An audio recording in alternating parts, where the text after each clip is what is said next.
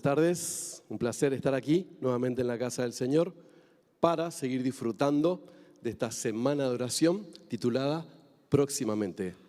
Quien me acompaña aquí, a mi lado, Jocelyn Cabezas, capellana del internado. ¿Cómo estás, Jocelyn? ¿Cómo estás, Rodri? ¿Todo bien? Muy bien, muy contenta de poder estar acá en esta tarde para poder aprender más de nuestro Jesús. Durante este transcurso vamos a tener una ofrenda musical que va a estar a cargo de Leandro Álvarez y Martín Seraolo. Van a tocar y van a interpretar una alabanza para Dios llamada Un Milagro. Así que también invitamos a que puedan aproximarse de a poquito. Así es, Jocelyn. Y recordamos que estamos en Libertador San Martín, Entre Ríos, en la Universidad Adventista del Plata. Estamos en el marco de la Semana de Oración, primer Semana de Oración desde 2026, titulada próximamente ¿Quién es nuestro orador? Es el pastor Daniel Bosquet, ¿sí? Rector del Colegio Adventista de Sagunto. Y el título de hoy, ¿sí, Jocelyn? Estamos en la escena número 10 y el título de hoy es La Fiesta. Así es, también queremos saludar a nuestros amigos que nos están viendo en la transmisión por YouTube. Pueden dejarnos en los comentarios desde dónde nos están mirando y también les mandamos muchas bendiciones.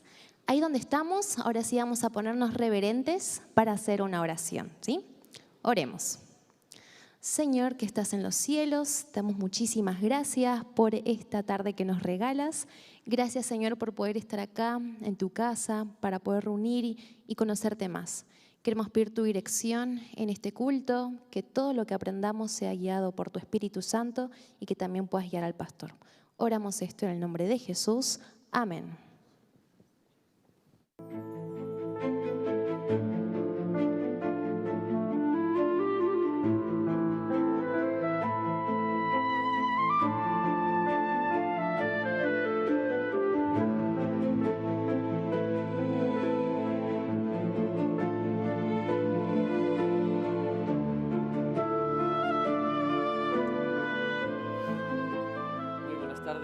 Bienvenidos a todos, qué alegría veros. Gracias por la música, Leandro, cómo toca Martín, el piano, tremendo también. Bueno, vamos con la escena número 10, la fiesta. Y empiezo con una pregunta. ¿Quién conoce de aquí a alguien canchero? Canchero. Suelen ser porteños, ¿no? Los cancheros. Más que otros. Sí, estadísticamente significativa es la diferencia. Un canchero, según el diccionario, es un término rioplatense que define una persona habilidosa, experimentada y desenvuelta en una materia. También describe a alguien con onda, estilo o una actitud cool. Pero aquí tiene un matiz. Dice, a veces implica arrogancia o picardía. Hay un elemento ahí medio. Bueno, la escena de hoy nos va a presentar un par de cancheros que vamos a analizar. La escena ocurrió en una fiesta. Está en los 4 evangelios descrita esta escena, pero nos vamos a guiar por Lucas capítulo 7, si queréis ir abriéndolo, versículos 36 al 50. Esta escena la podemos situar cronológicamente el viernes antes de la muerte de Jesús. De hecho, el deseo de todas las gentes nos ayuda a situarlo muy bien, porque a veces en los evangelios te armas un lío en cuanto a los capítulos y tal. Sabemos que ese viernes ocurrió en Betania. Jesús decidió pasar el último sábado antes de morir con sus amigos. Y esto es muy bonito. ¿Con quién pasarías tu último sábado? Bueno, pues con sus amigos. Sus amigos eran especialmente María, Marta y Lázaro. El domingo es la entrada triunfal en Jerusalén, el lunes la purificación del templo, esa semana es así peculiar, luego ocurre lo de la higuera, etc. Y el jueves es la Pascua y el viernes muere. Así que estamos el viernes antes de que Jesús muera, ¿vale? Para situarnos cronológicamente. Dice Mateo 26:6, lo voy a leer todos y luego nos quedaremos con Lucas, pero cada uno dice algo no diferente, pero complementario. Estando Jesús en Betania, Mateo 26:6, en casa de Simón el leproso, Vino a él una mujer con un vaso de alabastro de perfume de gran precio y lo derramó sobre la cabeza de él, estando sentado a la mesa. Marcos 14, muy parecido, estando él en Betania, en casa de Simón el leproso, y sentado a la mesa, vino una mujer con un vaso de alabastro de perfume de nardo puro de mucho precio, y quebrando el vaso de alabastro, se lo derramó sobre su cabeza. Lucas 7 dice, uno de los fariseos, Lucas 7:36, disculpad, no tendría que hacer esto, ir tan rápido con los textos, pero es por ganar un poquito de tiempo. Yo os lo leo, si no queréis buscarlo.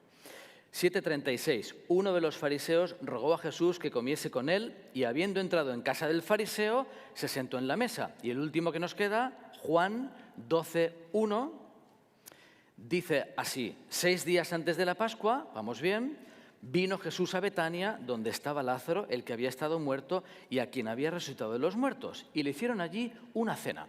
Entonces, si componemos las 4 historias, Mateo, Marcos, Lucas y Juan, ¿qué sacamos en claro? Que era una fiesta organizada por Simón en Betania, al parecer fue una cena, y que Simón era fariseo. Y uno dice, ¿fariseo?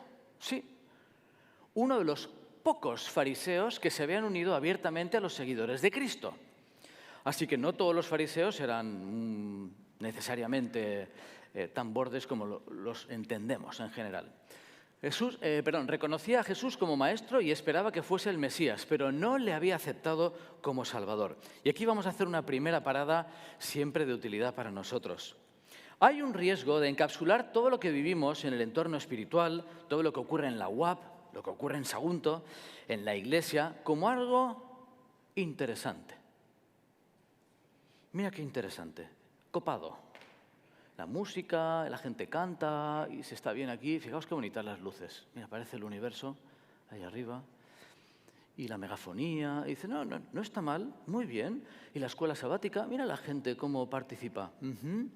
Los grupos misioneros, hoy me siento bien de ayudar a la gente. ¿Entendéis? Pero no llegar a encontrarte con Jesús cara a cara y reconocerlo como tu Salvador personal. Hay un salto tremendo. ¿Sabéis? Jesús no vino a la tierra a hacerse fotos.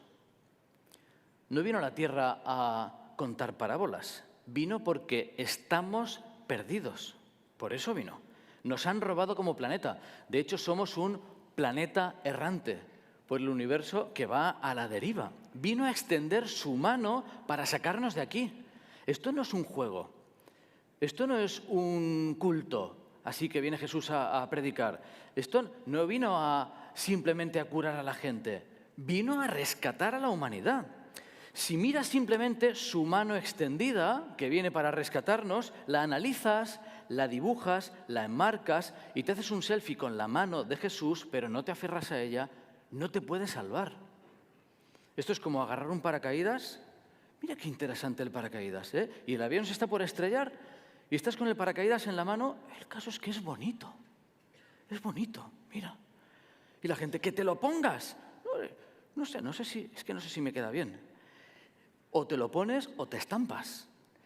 Resulta que aquí estamos hablando en esos términos. De la diferencia entre que Jesús te resulte un personaje curioso, intelectualmente interesante, o te lo encuentres como tu Salvador personal, hay una eternidad de diferencia. Uy, lo tiro todo. Dice Elena White, por la fe recibimos la gracia de Dios, pero la fe no es nuestro Salvador, lo comentábamos el otro día. La fe no es meritoria, no nos hace ganar nada por tener fe. La fe nuestra es la mano por la que nos asimos de Cristo y nos apropiamos de sus méritos, el remedio por el pecado. Eso es. Al parecer Simón, por tanto, estaba contemplando la mano extendida, ¿verdad? Podemos contemplar nuestra mano, que es la fe, la mano de Jesús, que son sus méritos, y cuando nos unimos a Él, nos puede sacar de aquí. Pues al parecer estaba mirando la mano, pero poco más. Estaba agradecido de lo que le había hecho Jesús, que le había sanado de la lepra. Por eso en Mateo y en Marcos lo llamaban Simón el leproso. El lepri lo llamaríais aquí, ¿verdad? Que ponéis apodos a todos en Argentina. Simón el lepri. Bueno, lo había rescatado de una muerte en vida. Así que montó una fiesta para agradecer a Jesús el milagro en el que iba a ser su último viaje a Betania. Y Jesús aceptó la invitación a la comida. Esta va a ser nuestra segunda parada. Resulta que Jesús solía aceptar este tipo de invitaciones a comer. No se registra una sola ocasión en la que Jesús dijese que no. De hecho, en Mateo 11, Jesús ironiza sobre su propia fama. Mateo 11, ahí sí lo podéis buscar, versículo 18. Están criticando a Jesús y Jesús dice, vamos a ver si os aclaráis. Dice, vino Juan, que ni comía ni bebía, y dicen, demonio tiene. Vino el Hijo del Hombre, y Jesús dice de sí mismo que come y bebe, y dicen, he aquí un hombre comilón y bebedor de vino, amigo de publicanos y de pecadores. Y aquí me hago una pregunta. ¿No te parece curioso que Dios venga a la tierra? Dios venga a la tierra y se gane fama de comilón y bebedor. A mí me llama la atención en ese sentido. Jesús probablemente se puso fino, que decimos en España, de pan de pita con hummus y dátiles, de casa en casa. Disfrutaba probablemente más que nadie comiendo, porque se lo había inventado él. ¿Os imagináis Jesús disfrutando más que nadie su comida? ¡Buah! ¡Qué ricas me han quedado las fresas! Seguramente se arrepintió de haber hecho las remolachas, por ejemplo. Dijo, yo no sé en qué estaba pensando cuando hizo una patata roja ahí. No sé qué pinta la remolacha en este planeta, o el calabacín, o la calabaza, pero bueno, sé que hay gente que le gusta, ¿eh?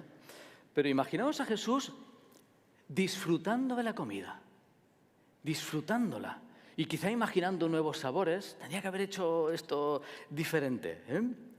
Jesús no tenía buena fama entre los que lo acusaban, pero era fascinante para los que lo necesitaban. Y esto no es un llamado a no tener buena fama. Hoy, la buena fama puede ser un instrumento de bendición. La buena fama, la buena reputación, es una forma de influencia en los demás. Pero a Jesús no le importaba lo más mínimo la política, el qué dirán, el qué pensarán. Él había venido a salvar a la gente y se encontraba con ellos donde estaban. Ejemplo, cuando Jesús llamó a Mateo, ¿qué profesión tenía Mateo? Tiempo. Muy bien, publicano, recaudador de impuestos. Imaginaos que os invaden los brasileños. Argentina, que os invaden. Un país entero, ¡pum! O los chilenos, que sé que os gustan los dos vecinos, brasileños o chilenos. Y entonces os invaden y os imponen aquí cobrar el 80% de tu sueldo. Se lo va a llevar el Brasil, Brasil o Chile o España, que os ha invadido. Esto ocurrió hace un tiempo, creo, hablando de... Mal ejemplo. No he dicho España. España nunca invade, solo comparte territorios. Bueno... Imaginaos esta situación y hay uno de vosotros que dice, pues me voy a hacer recaudador, y es el que os cobra el 80% para la nación invasora. Detestables.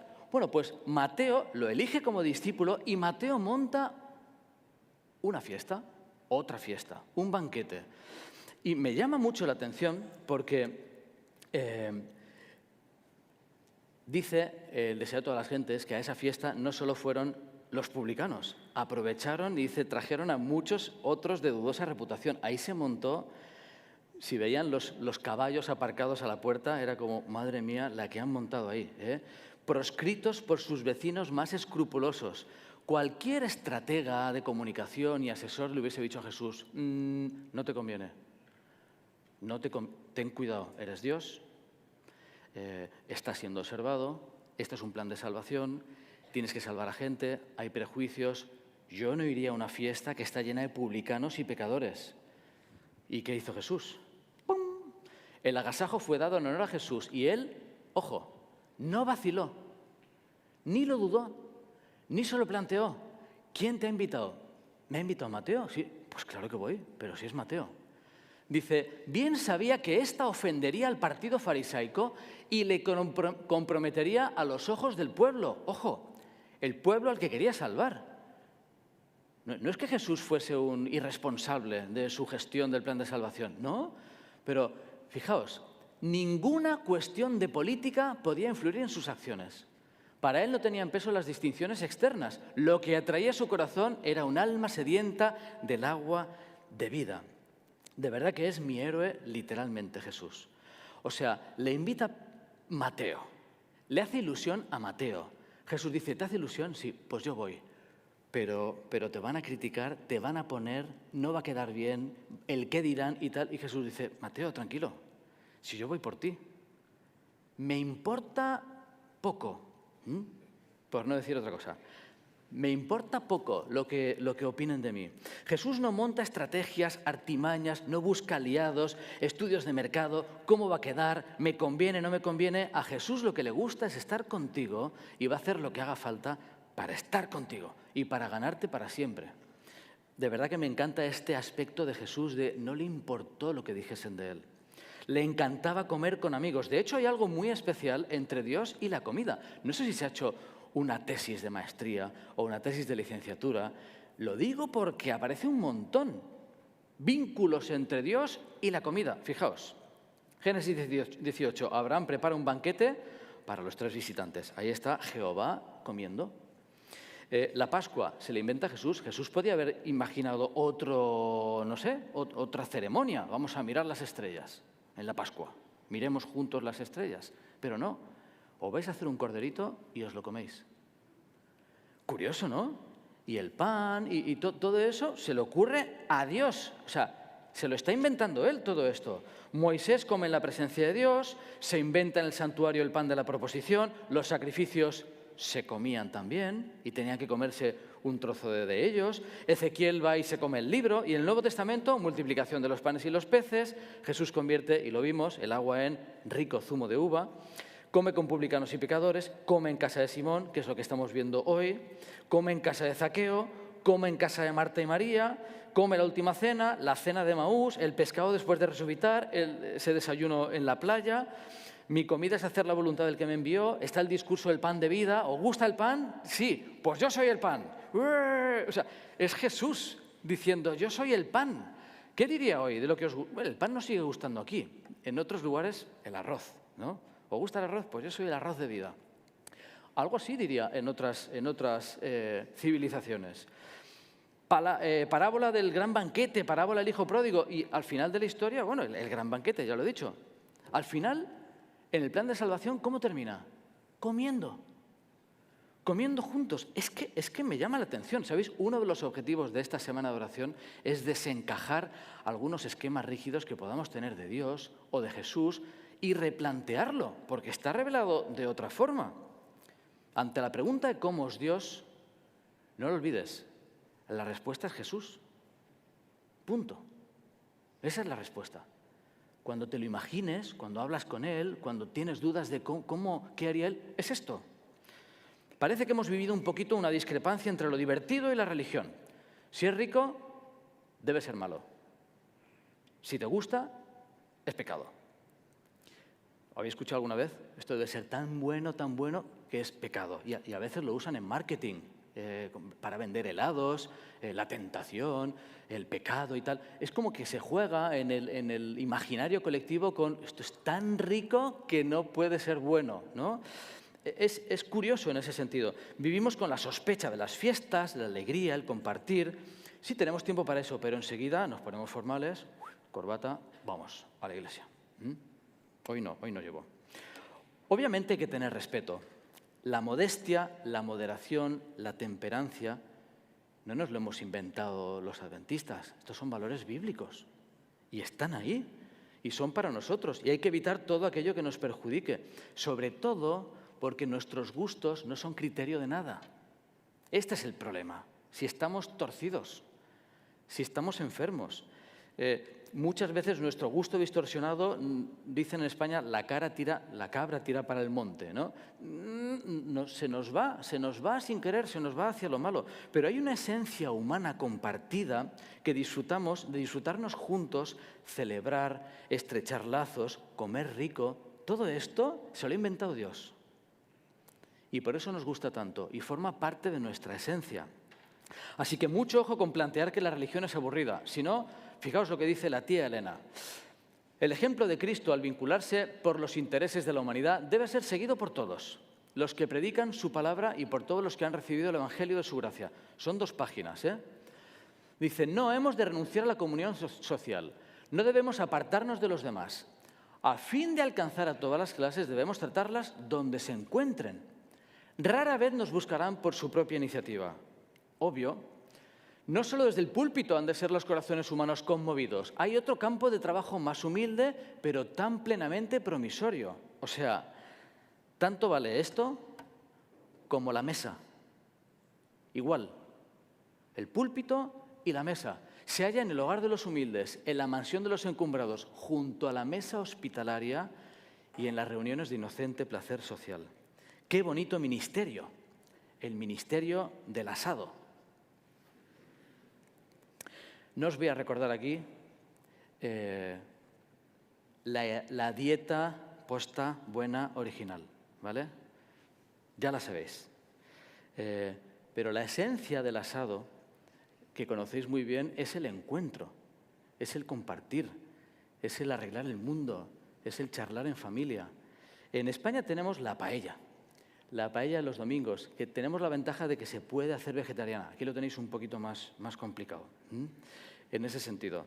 Pero uno de los mayores desafíos de crecimiento de la Iglesia adventista, y aquí hay no adventistas que estáis entre nosotros, ¿sabéis cuál es? Que no tenemos amigos de fuera de la Iglesia. Vamos teniendo cada vez más amigos de dentro de la Iglesia y menos amigos de fuera. Y esto, a ver, no es que lo busquemos, es que no es a propósito, es natural, es por mayor roce, por actividades, por contextos, pero es curioso cómo vamos centrándonos en nuestro grupo de amigos y acaban siendo todos adventistas. Así que si hay aquí algunos no adventistas, por favor, no os hagáis adventistas, que si no, los pocos amigos no adventistas que tenemos los vamos a perder. Dicho eso, la realidad es que vamos perdiendo impacto social cuando nos vamos cerrando en nosotros mismos. Si encima le añadimos nuestra relación peculiar con la alegría o las celebraciones, a veces no sé si hemos estado a la altura. Fijaos lo que dice Elena. Nunca debemos dar al mundo la impresión falsa de que los cristianos son un pueblo lóbrego y carente de dicha. Si nuestros ojos están fijos en Jesús, veremos un Redentor compasivo, percibiremos la luz de su rostro. Doquiera reine su espíritu, morará la paz. Habrá también gozo, porque habrá una serena y santa confianza en Dios. Que no te engañen, si no hay gozo, no está Jesús. Si no hay gozo, no está Jesús. Y no hablo de fiesta loca, es serena y santa confianza en Dios. Seguimos nuestra escena. El deseo de todas las gentes la describe. Fiesta, viernes, Betania, dice, Simón estaba a un lado de Jesús y Lázaro al otro. Lázaro se había convertido en personaje del año. Todo el mundo quería hablar con Lázaro, tocar a Lázaro, contarle, oye, ¿qué has visto más allá de la muerte? Dice Lázaro, pues nada. Nada. Lo dice Elena, dice, nada, fantasías y te has encontrado con la luz al final del túnel. Dice, no, yo me quedé dormido y me despertó la voz de Jesús. Es la nada, desde que uno cierra los ojos, ¿verdad?, hasta que los abre. Marta nos dice que servía. ¿Y qué creéis que hacía María? Marta servía y María, no sé si está ahí, escuchaba a los pies de Jesús. Me llama mucho la atención porque había ocurrido otra vez, ¿os acordáis que Marta se quejó? Oye, que María no ayuda. Y Jesús le dijo, Marta, María ha escogido la buena parte. Avanzamos al final del ministerio de Jesús y está de nuevo Marta cocinando y ayudando y María a los pies de Jesús. Continúa la misma historia. Se integra en esta escena, aunque no es motivo de la reflexión, el derramamiento del perfume. ¿Os acordáis? Entra María, derrama el perfume, unge los pies de Jesús, los seca con el cabello. Y en ese momento ella pretendía hacerlo un poco en secreto, pero el perfume la delató. Llenó toda la habitación y toda Betania. Ese perfume era carísimo. Imaginaos, ¿eh? Y en ese momento, ¿qué ocurre? Entra el primer canchero, Judas. Judas consideró este acto con gran disgusto. En vez de esperar para oír lo que Jesús dijera sobre el asunto, ¿qué empezó a hacer? Comenzó a susurrar a sus compañeros más próximos críticas contra Cristo, porque toleraba tal desperdicio. Astutamente hizo sugestiones tendientes a provocar descontento. Judas representa, en mi opinión, al que se cree más listo que nadie, al que juzga a todos alrededor, al que pone etiquetas. Este es un vivo, este tiene TDAH, este no tiene ni idea. Descubre lo que ha pasado y ¿qué hace? Dice, esto te digo yo ahora mismo lo que cuesta, te digo yo ahora mismo el precio que tiene esto. Si me lo dan a mí, hago un microemprendimiento y doy de comer a 100 personas cada 3 meses, te lo digo yo. Lo que pasa es que Jesús no se entera mucho con estas cosas, pero bueno, así, hablando por aquí. Esta actitud del que cuchichea criticando porque se cree más crack que nadie. En Juan 12, 4, nos revela lo que ocurre ahí. Judas Iscariote, el que le había de entregar, dijo, ¿por qué no fue este perfume vendido por 300 denarios y dado a los pobres? Pero dijo esto no porque se cuidara de los pobres, sino porque era ladrón. Y teniendo la bolsa, sustraía de lo que se echaba en ella. Mateo y Marcos dicen, los discípulos empezaron a decir, no identifican a Judas como el origen, pero en realidad fue Judas. Judas empezó con la crítica, con el cuchicheo y con la crítica a María, la crítica a Jesús y el decir, madre mía, lo que hubiese hecho yo. Ahora no me dejan, pero si me dejaran, te digo yo, monto un imperio con ese perfume y predicamos aquí a todo el mundo. María escuchó las críticas. Su corazón temblaba de interior. Un detalle, ¿sabéis qué es lo que más temía María? A Marta. Temía que su hermana la reprendiera como derrochadora. Tuvo que ser peculiar Marta, que hasta María le tenía miedo. Ese perfil. ¿Qué hizo Jesús en ese momento? Defender a María. Y Jesús suelta un dejadla en paz. Judas empieza a cuchichear, los demás también, empiezan a decir, María se queda ahí asustada y dice, madre mía, la que he liado cuando se entere Marta de lo que cuesta esto. ¿Y Jesús qué hace? Uy, qué bonito que Dios te defienda. Dejadla en paz. En Juan dice, Jesús dijo, déjala, para el día de mi sepultura ha guardado esto. ¿Por qué molestáis a esta mujer? Dice Mateo, ha hecho conmigo una buena obra. De hecho, Jesús se alegró mucho del regalo de María. Fijaos lo que dice, cuando Él penetró en las tinieblas, lo veremos el sábado, creo. Llevó consigo el recuerdo de aquel acto, anticipo del amor que le tributarían para siempre aquellos que redimieran. Judas recibió un zasca memorable. ¿Por qué? Claro, cuando elogió la acción de María, que había sido tan severamente condenada, Cristo había censurado a Judas. ¿Sabéis lo que hizo Judas en ese momento? Judas critica a María, Judas critica a Jesús, Jesús defiende a María, ¿y qué hace Judas? Esto no lo sabíais. Se levantó y se fue a traicionar a Jesús. Fue el viernes. Antes de eso nunca le había hecho el Salvador un reproche directo. Ahora la reprensión había provocado resentimientos en su corazón y resolvió vengarse. De la cena fue directamente al palacio del sumo sacerdote, donde estaba reunido el concilio. De paso, el concilio ahí acababa de decidir que iban a matar a Jesús y a Lázaro. Querían matar también a Lázaro porque uno que ha resucitado ahí era un testimonio vivo. Ofreció entregar a Jesús en sus manos y lo hizo el jueves siguiente. Pero Judas de allí se lió tan enfadado con Jesús, tan enfadado, que se fue a entregarlo para vengarse. La historia continúa con el otro canchero, con Simón.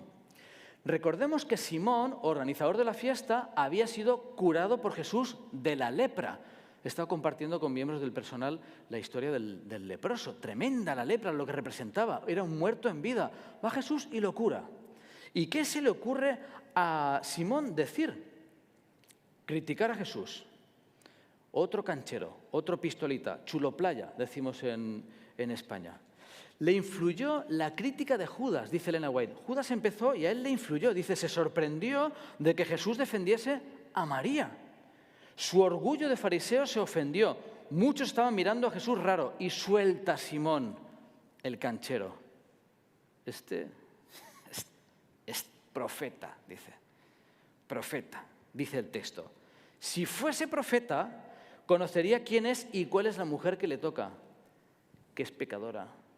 Esta es una cualquiera. Te digo yo, si conozco yo a María, madre mía, vaya profeta, de verdad, ¿eh? Imaginaos qué actitud. Te ha curado Jesús, estás agradecido. Y se te ocurre empezar a hacerte aquí el qué, el crack. Fijaos el argumento. Hay un dato importantísimo, y esto se escapa en el texto y aparece en el deseo de todas las gentes. Atención, porque a lo mejor esto no lo habéis leído nunca. María era pecadora. Dice el texto que Jesús había librado de ella 7 demonios. Pecadora, pecadora, 7 veces. Muy mala. Vida, muy mala no, pobre mujer. Vida hundida, tocando fondo. ¿Pero por qué era pecadora? ¿Por culpa de quién? Simón. Simón había arrastrado al pecado. ¿Se oye bien? Parece que sea... ¿Sí? Simón había arrastrado al pecado a la mujer a quien ahora despreciaba. Ella había sido muy perjudicada por él. La culpa la tenía el canchero. Es el colmo del cinismo. ¿Cuántas veces los que van juzgando por ahí son mayores pecadores que aquellos a los que critican? ¡Qué indignante! ¿Sabéis lo que hubiese hecho yo con Simón? ¿Qué acabas de decir, Simón? ¿Que te he escuchado? ¿Qué acabas de decir? ¿Serás sinvergüenza? ¿Cómo te atreves a criticar a María si es por culpa tuya? Si tú la arrastraste al pecado. Desgraciado, chulo playa. Le hubiese lanzado una maldición boca chancla. Te voy a convertir en burro. No sé, me surge un montón de cosas porque no olvidéis que es alguien que ha destrozado la vida a María. Le ha arruinado la vida, la ha convertido en pecadora. María está arrastrándose por el suelo, agradecida del perdón de Jesús. Era un leproso, locura, y de repente se pone a criticar a María y a Jesús. ¿Pero de qué vas? ¿De qué vas, Simón? ¿Qué hizo Jesús con él? Contarle una historia. Lucas 7, ahora sí lo vamos a leer, versículo 41 al 48. A mí me fascina, os digo, porque claro, yo leo la historia y veo lo que me surgiría y veo lo que le surge a Jesús y digo, madre mía, qué lejos estoy. Dice así: Simón, un acreedor, tenía 2 deudores. El uno debía 500 denarios y el otro 50. No teniendo ellos con qué pagar, perdonó a ambos. Di pues, ¿cuál de ellos le amará más? Respondiendo Simón dijo, pienso que aquel a quien perdonó más. Y él dijo, rectamente has juzgado. Y vuelto a la mujer, dijo a Simón, ¿ves esta mujer? Entré a tu casa y no me diste agua para mis pies, mas ésta ha regado mis pies con lágrimas y los ha enjuagado con sus cabellos. No me diste beso, mas ésta, desde que entré, no ha cesado de besar mis pies. Uy, que se cae, perdón. Gracias. Por lo cual te digo que sus muchos pecados le son perdonados porque amó mucho. Mas aquel a quien se le perdona poco, poco ama. Y ella le dijo, tus pecados te son perdonados. Pregunta, ¿a quién representaba el que debía 500 denarios? A María, en principio, ¿no? Porque era tan pecadora, por eso estaba más feliz. Pues no, el de 500 era Simón. Mientras María era una pecadora arrepentida, él era un pecador no perdonado. Fijaos, Jesús deseaba mostrarle a Simón que su pecado superaba al de María en la medida en que la deuda de 500 denarios excedía a la de 50. ¿Con qué tacto Jesús, igual que Natán, fue al rey David y le contó una historia? Había un hombre, ¿os acordáis?, que tenía una ovejita y dejó que David entendiera el significado. En medio de la fiesta, Jesús podía haberle dicho a Simón lo que le hubiese dicho yo. Podía haberlo expuesto en público, pero le contó una historia en secreto, dejó que sacara su conclusión y fijaos qué interesante. Simón fue conmovido por la bondad de Jesús al no censurarla abiertamente. Vio que Jesús no quiso exponer a otros su culpa. Una denuncia severa hubiera endurecido el corazón de Simón contra el arrepentimiento. Nunca más hubiese arrepentido. Dice, pero una paciente admonición le convenció de su error. Vio la magnitud de la deuda que tenía para con su Señor. Su orgullo fue humillado, se arrepintió. Y el orgulloso fariseo llegó a ser un abnegado y humilde discípulo. Amigos, voy concluyendo. Me encanta este maravilloso final feliz. Yo lo llamo, los fariseos también merecen cariño. Hay algunos fariseos hipócritas, que juzgan, que se creen mejores que tú, que te miran con desprecio. Hay algunos que incluso han provocado al pecado y son más culpables que aquellos a los que critican. Hay adultos y también hay jóvenes. Y a veces hemos sido tú y yo. Fariseos que fruncen el ceño, que se creen recontracapos, más chulos que nadie, que van de perdonavidas, que juzgan y condenan con la mirada, el gesto y la actitud. ¿Pero qué hizo con ellos? ¿Sabéis? Jesús cuidó a María, la protegió de Judas, aunque a Jesús le costó la vida, porque ese momento fue el último coletazo y Judas lo entregó. Pero lo que me maravilla de esta historia es que cuidó al fariseo malo. ¿Sabéis los malos de las películas? Que están diseñados para generar aversión. Jesús ama hasta el malo. Hasta el malo de la película. Jesús llora por el malo también. Al que no le apetece saludar, a nosotros, Jesús intentó todo para ganárselo. Intentó tratarlo con cariño y salvarlo. ¿Y sabéis qué? Lo consiguió. A nuestro amigo Simón lo consiguió salvar. Lo convenció de su pecado y fue discípulo para siempre. Y a María la transformó para siempre. María había sido considerada una gran pecadora. Pero fijaos qué bonito, Cristo conocía las circunstancias de su vida. Me encanta esta realidad.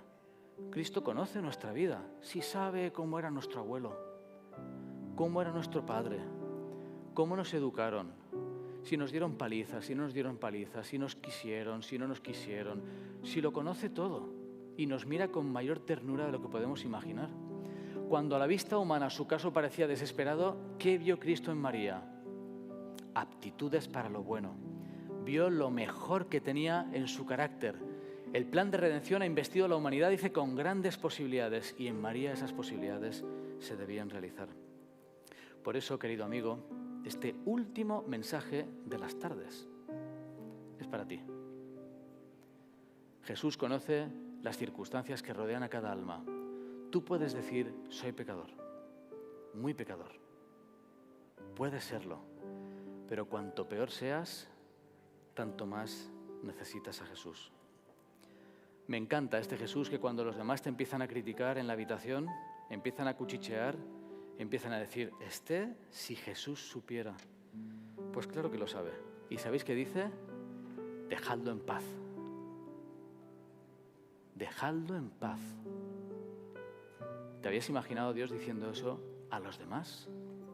¿Protegiéndote? Te mira, te sonríe y te da un abrazo de bienvenida a casa. Queridos jóvenes, ¿podemos poner el código QR? Esta es la última llamada al código QR que daremos por las tardes. El otro día comentamos esta realidad de dejarnos querer. Yo no sé qué más decir, os lo digo, a mí se me acaban ya los temas en unos días. No sé cómo decirlo. Que Dios te ama, que te está esperando, que le da igual cómo seas, que le da igual cómo estés, que va a decir a todo el mundo, dejadlo en paz, y te va a decir que vengas. No sé cómo decirlo ya, pero de verdad que espero que esta semana de oración, por lo menos los momentos de las tardes, no hayan sido interesantes. No haya sido, mira, el acento del gallego este. No va de eso. Nos jugamos la vida, amigos. Esto se va a pique. Y Jesús lo que hace es extender la mano. O extendemos la mano o esto no termina bien. Ojalá, de verdad, que podéis apuntaros allí si no habéis estudiado la Biblia nunca, o si queréis repasarla, o si habéis estudiado pero no os habéis bautizado, o si os habéis bautizado pero queréis que un capellán ore por vosotros, o si queréis vosotros dar estudios bíblicos. Ese es el vínculo que tenemos con el equipazo de pastores, capellanes que hay aquí, que puede dar continuidad a vuestra decisión. De verdad, no he venido a contar historias, he venido a hablaros de Jesús. Y he venido para que te decidas por Él y no lo sueltes jamás. ¿Me dejas que ore por ti? Voy a orar. Querido Padre que estás en el cielo, gracias por tanto amor. Es que nos cuesta entenderlo. Amas hasta los malos de la película, aquellos que no nos apetece ni saludar. Gracias, Señor, porque no te asustamos, porque nuestra vida de pecado ya la conoces, bien que la conoces, y porque nos ofreces una vida nueva, nos ofreces una mano extendida y solo tenemos que agarrarnos, Señor, aferrarnos a esa mano y que nos saques de aquí. Te pido por cada una de las decisiones que se están tomando en estos días, por esas voluntades de estudiar tu palabra, de conocerte mejor, de poner nuestra vida en orden. Señor, que tu Espíritu Santo pueda seguir trabajando, que acompañes al equipo de capellanía, al equipo de pastores, a los profesores, a toda esta universidad que se vuelca en que Jesús sea relevante. Y que un día, Señor, nos podamos encontrar y nos podamos guiñar un ojo y dar un abrazo y decir que efectivamente vamos en brazos de Jesús, que no hay mejor forma de caminar.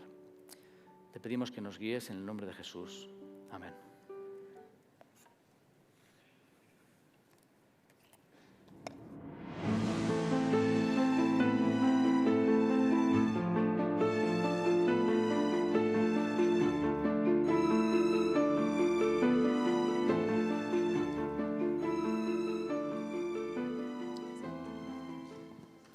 Muy bien, agradecemos a Dios en primer lugar, también al pastor Daniel por el mensaje de esta tarde. Agradecemos también a aquellos que están del otro lado acompañándonos, a cada uno de los que estamos aquí. Y queremos invitar, Jocelyn, ¿sí? Para esta noche. ¿Qué tenemos esta noche?